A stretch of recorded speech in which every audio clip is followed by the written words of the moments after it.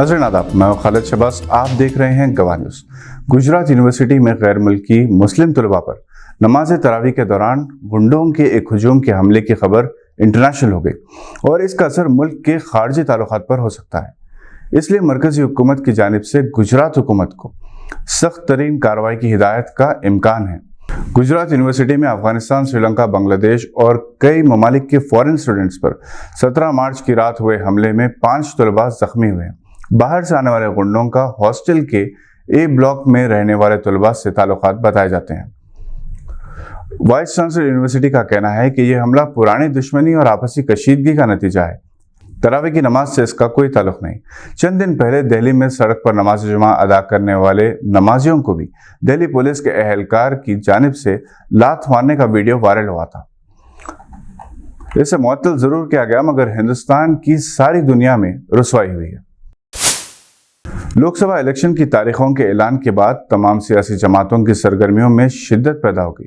तेलंगाना में बीआरएस और कांग्रेस में एक अलग तरह का मुकाबला है। दिसंबर 2023 के असेंबली इलेक्शन में कांग्रेस की कामयाबी के बाद बीआरएस से अहम लीडर्स की कांग्रेस में शमूलियत का सिलसिला जारी है। केसीआर को तेलंगाना में पार्टी का वजूद बरकरार रखना अहम है, जबकि रेवंत रेड्डी हर हाल में 14 हल्कों से कामयाबी को यकीनी बनाने का अज़म रखे हुए हैं।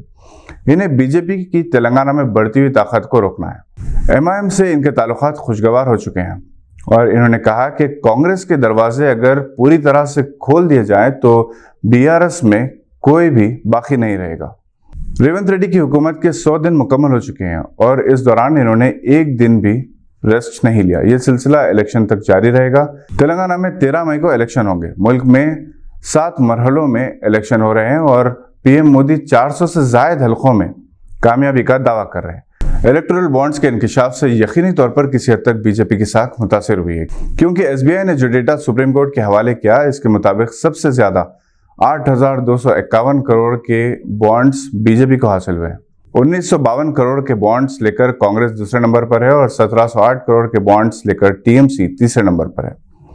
बीजेपी हुकूमत ने दौलतमंद सनतकारों को लाखों करोड़ रुपए के बैंक कर्जे माफ किए और खुद भी बड़ी बड़ी कंपनियों से हजारों करोड़ हासिल किए, मगर पीएम मोदी नेगेटिव को पॉजिटिव में बदलने में माहिर है और सोशल मीडिया पर 2014 में इनके कहे गए अल्फाज को दोहराया जा रहा है कि खाऊंगा ना खिलाऊंगा।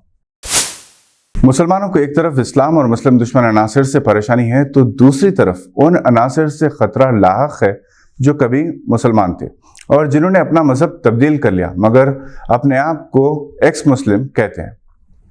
ये ज्यादातर केरला में है। इनमें तालीम याफ्ता तबके के मर्द और खवातीन शामिल हैं जो मजहबी पाबंदियों जैसे नमाज, हिजाब के खिलाफ हैं और बाकायदा इस्लाम के खिलाफ मुहिम चला रहे हैं और इन्हें नेशनल मीडिया पूरी तरह से सपोर्ट कर रहा है।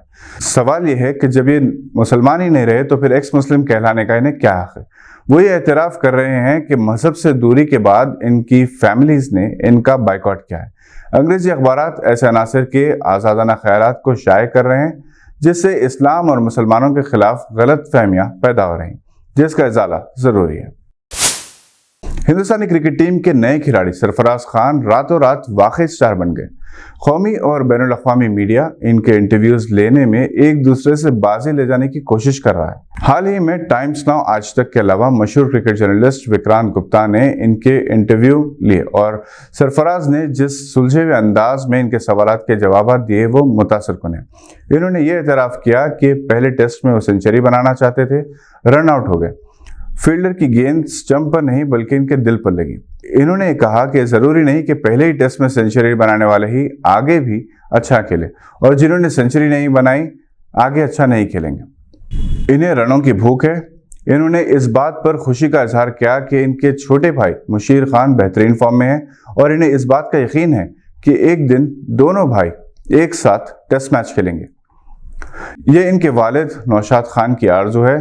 वैसे दोनों भाइयों ने एक साथ रणजी ट्रॉफी मैच खेला था, वो भी इनके करियर का एक यादगार इनिंग्स रही। इसी दौरान मुशीर खान, जिन्होंने पहले अंडर 19 वर्ल्ड कप में शानदार मुजाहरा करते हुए 2 सेंचुरियां बनाई थी और रणजी ट्रॉफी के क्वार्टर फाइनल में डबल सेंचुरी और फाइनल में सेंचुरी बनाई थी, कहा कि इन्हें आईपीएल 2024 के लिए किसी फ्रेंचाइज ने नहीं खरीदा, मगर इनके लिए आईपीएल जरूरी नहीं बल्कि अपने मुल्क की नुमाइंदगी ज्यादा अहम है।